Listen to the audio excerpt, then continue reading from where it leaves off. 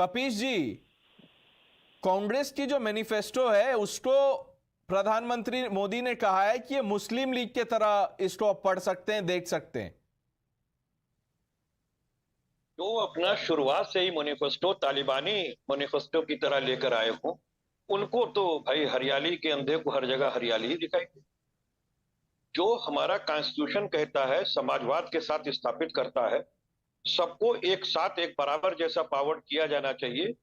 तो आपको तो बड़ी दिक्कत होती है एक तरफ। अरे ये क्या बात करेंगे सबके समाजवाद की या सबको साथ लेकर के चलने की। अगर कर रहे होते तो आप मुझे बताइए कि जितने भी इनके सांसद हैं या विधायक हैं, एक भी मुस्लिम को टिकट तक नहीं देते हैं और कहेंगे कि हमारा सबका साथ, सबका विकास, सबका नहीं, विश्वास टिकट है। तो दिया है ये कपीश जी, फैक्चुअली इनकरेक्ट बात होगा अगर आप ऐसे कहेंगे टिकट तो नहीं मुझे दिया है। मुझे मुझे आप बता दें कि उत्तर प्रदेश में किसी एक मुसलमान को टिकट नहीं दिया गया विधानसभा के अंदर। केरला में दिया लोकसभा के है। अंदर देखिए, टिकट तो विनेबिलिटी केरला क्राइटेरिया नहीं पे नहीं, होती है, एक सुन बट आपने ये लें। कहा कि मुसलमान को नहीं देते, इन्होंने केरला में दिया है, वेस्ट बंगाल में लोकल बॉडीज में दिया था। शायना, आई कम टू यू। आप समाजवाद की बात कर रहे हैं कपीश जी, अब आप मैं आपसे यूसीसी पे पूछूंगा। लोहिया जी भी तो बड़े समाजवादी थे, उन्होंने तो यूसीसी का समर्थन किया था। क्या अखिलेश यादव जी यूसीसी को सपोर्ट करते हैं? देखिए, एक बात और भी आपको हम कहें, लोहिया जी ने ही केवल सपोर्ट नहीं किया था, बल्कि नेहरू जी ने भी सपोर्ट किया था और साथ में बाबा साहब भीमराव अंबेडकर जी ने भी सपोर्ट किया था।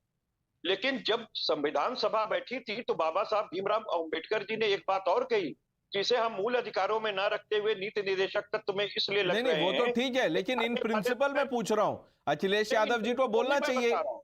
इन प्रिंसिपल ही मैं आपको बता रहा हूं कि बाबा साहब ने एक बात कोट की थी जिसको आप अंडरलाइन कर लीजिए कि अगर कोई सरकार जबरन इस तरीके का कानून लेकर के आती है तो ये उस सरकार का पागलपन होगा। Okay, Shaina, the charge is you're pushing legislations that are anti-minorities. So I want to say 2-3 things. If at all they are the ones who are tearing India apart, look at the kind of manifesto where you have replications of the Muslim League, which is only a given. You yourself have read it. This is not us trying to interpret or misinterpret.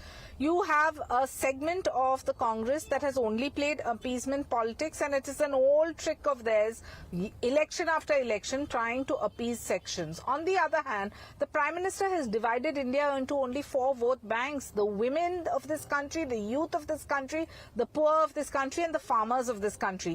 Nowhere is there talk of Hindu, Muslim, Sikh, Christian, etc.